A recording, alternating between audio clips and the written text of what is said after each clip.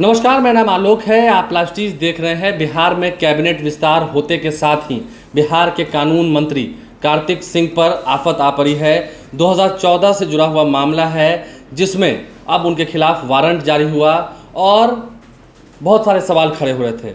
आखिर कार्तिक सिंह भाग क्यों रहे हैं? तमाम सवालों पर कार्तिक सिंह ने भी कहा कि जितने भी विवाद हैं, जितने भी मामले हैं, उन पर पहले से ही उनके हल्फनामे में बातें रख दी गई हैं, जिक्र कर दिया गया है। आज उनके जितने अधिवक्ता हैं उन्होंने प्रेस कॉन्फ्रेंस किया। उनके अधिवक्ताओं की ओर से जो उनके वकील हैं उनके तरफ से सभी जो ये कागजात हैं जो हमारे हाथ में हैं, जो अंतिम प्रपत्र है, रिपोर्ट है, उसके बाद जितनी कोर्ट की कॉपीज़ है जिसमें उनके वकील का यह कहना है कि वो साफ साफ उसमें कहा गया है कि वह दोषी नहीं है। देखिए, दोषी नहीं है, ये बातें उनके वकील की तरफ से कही जा रही हैं, लेकिन जो कोर्ट से वारंट जारी हुआ, क्यों वो कोर्ट में नहीं पहुंचे तारीख वाले दिन, ये तमाम कागजात को दिखाते के साथ, चाहे वो हाई कोर्ट के जुडिशल कागज़ हो या इसके अलावा जो और भी कागजात हैं, इन तमाम पेपर्स को दिखाते हुए कार्तिक सिंह को लेकर उनके जितने वकील हैं वो क्या कुछ कह रहे थे, पहले उनकी पूरी बातों को सुनिए।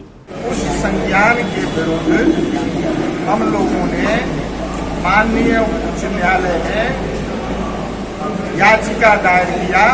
माननीय उच्च न्यायालय का जो ऑब्जर्वेशन है उससे हम लोग पूर्ण संतुष्ट हैं कि माननीय उच्च न्यायालय ने कहा कि आप सारी तथ्यों को जिस न्यायालय ने संज्ञान लिया है उस न्यायालय के समक्ष आप रखें। तो हमें फिर मौका है रखने का, लेकिन इस बीच चूंकि कानून सम्मत तरीके से कानून को मानने वाला व्यक्ति, चाहे वह कार्तिक बाबू हो या और जो भी हों, जो उनके सलाहकार वकील लोग हैं, सब लोगों ने, हम लोगों ने भी कहा कि हम लोगों को कानूनी प्रक्रिया के तहत आगे कार्रवाई करनी चाहिए।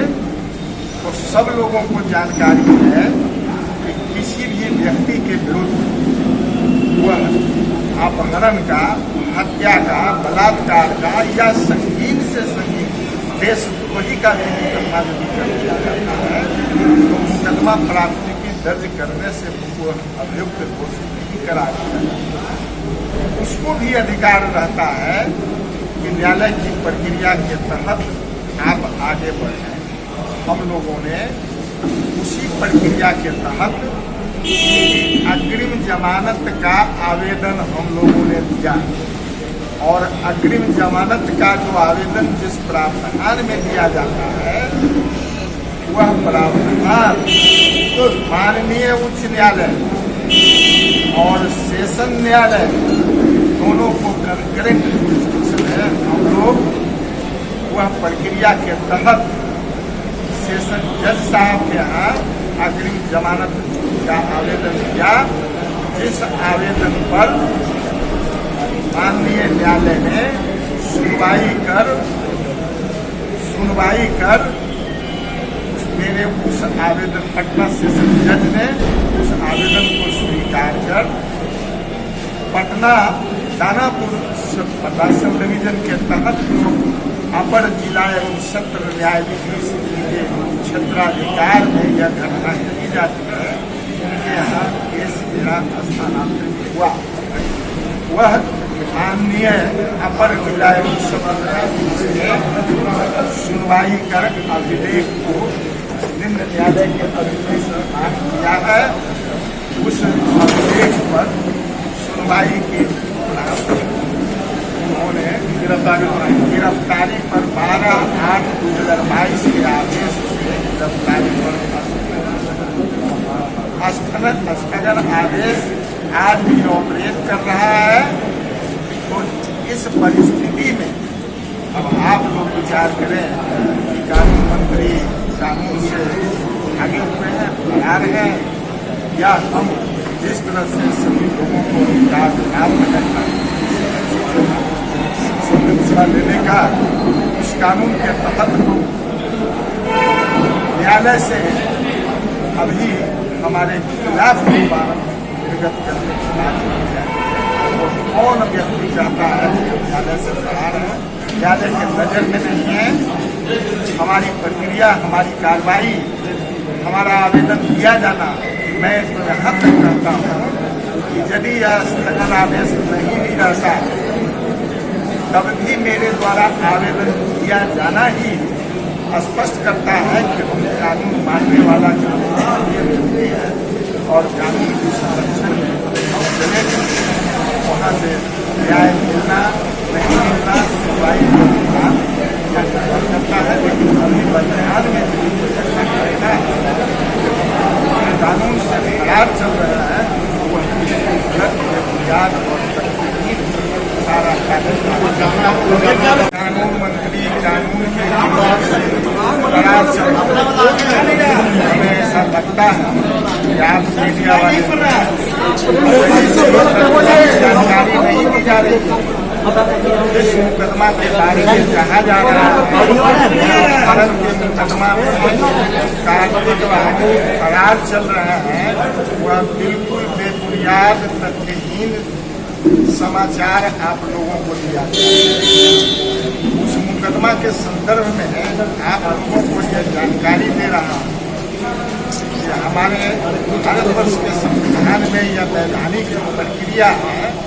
उस प्रक्रिया में आपराधिक मुकदमा दो तरह से होता है। एक मुकदमा जो पुलिस स्टेशन में दर्ज किया जाता है वह पुलिस केस होता है जिसका अनुसंधान पुलिस करती है। दूसरा मुकदमा मजिस्ट्रेट के यहाँ कंप्लेंट केस होता है। इनके विरुद्ध जिस मुकदमा की चर्चा की जा रही है उस मुकदमा में प्राथमिकी में कार्तिक कुमार अभियुक्त नहीं है। यह बात स्पष्ट कर देता हूँ कि इस मुकदमा को लेकर के इतना हाईलाइट किया जा रहा है। उस मुकदमा में कार्तिक कुमार नामजद अभियुक्त नहीं है। इनकी संलिप्तता किसी प्रकार से भी उस प्राथमिकी में नहीं बताया गया है। उस प्राथमिकी के बाद 10 महीना के बाद एक स्थान 164 CRPC के तहत आता है जिसमें कहा जाता है कि कार्तिक मास्टर को रास्ते में देखा। इस तथ्य को पुलिस ने CRPC के प्रावधानों के तहत सारे साक्ष्यों का बयान लेकर पुलिस स्पष्ट रूप से कहा कि इस मुकदमा में कार्तिक मास्टर साहब की संलिप्तता बिल्कुल शून्य है। किसी तरह का कोई एविडेंस उनके विरुद्ध प्राप्त नहीं हुआ। अतः पुलिस ने उन्हें निर्दोष बताते हुए अंतिम प्रपत्र न्यायालय में समर्पित कर दिया। इसका छाया प्रति की कॉपी है, आप लोग को दे दी है। अंतिम प्रपत्र समर्पित किया। उस अंतिम प्रपत्र के समर्पित करने के बाद कोई भी कानून के जानकार व्यक्ति या आप मीडिया वाले लोग भी यह अच्छी तरह जानते हैं कि पुलिस का अनुसंधान जब पूर्ण हो गया तो वह मुकदमा वहीं एंड कर गया। हमारे विरुद्ध या जिसके भी विरुद्ध यह पुलिस अनुसंधान कर रही थी उसकी मुकदमा वहीं समाप्त।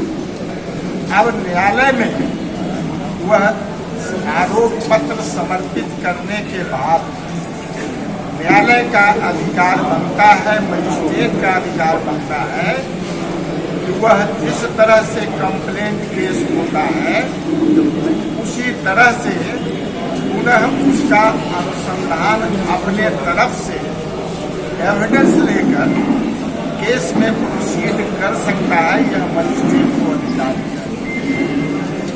हम उतनी लंबी कहानी में नहीं जाना चाहते हैं कि मजिस्ट्रेट का क्या अधिकार था, मजिस्ट्रेट ने क्या एविडेंस प्राप्त किया मजिस्ट्रेट के सामने और कौन सा एविडेंस आया।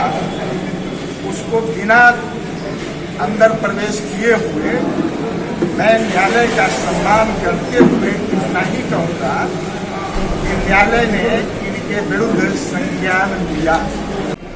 इसमें पाया जाए इनके खिलाफ कोई आरोप नहीं कॉपी मेरे पास है, चाहेंगे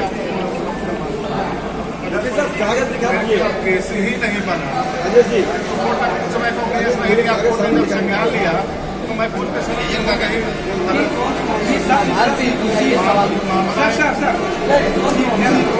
चार्जशीट नहीं हुआ है ना, चार्जशीट नहीं हुआ है ना। नहीं चार्जशीट में मुझे निर्दोष का चला दिया गया। आपको बताया कि अंतिम परिपत्र संबंधित हुआ जिसमें हमें निर्दोष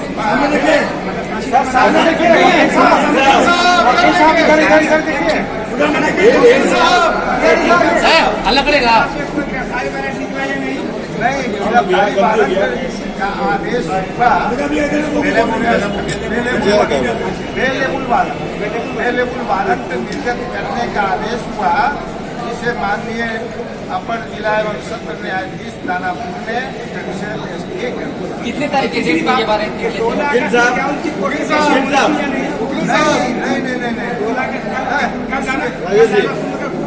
वो जानकारी इसकी नहीं है। तो पूछने हम लोग हम लोग दिखा रहे हैं।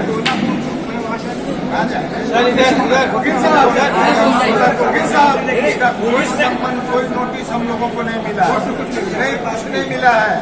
हम लोग इतने जानते हैं कि 12/8 को वह स्थगन आदेश प्राप्त है। न्यायालय से सम्मन का हाजिर होने का कोई नोटिस, किसी तरह की सूचना हम लोगों को यानी मेरे क्लाइंट कार्तिक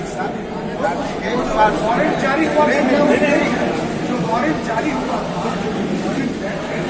वही ना स्थगित हुआ। बेलेबुल वारंट जो जारी करने का आदेश हुआ, उसी आदेश के खिलाफ में हम लोग नोटिस देंगे।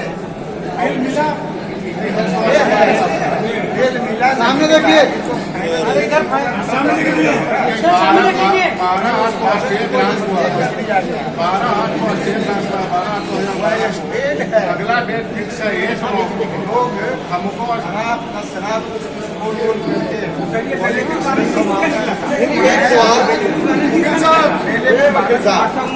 करके जवाब दिए।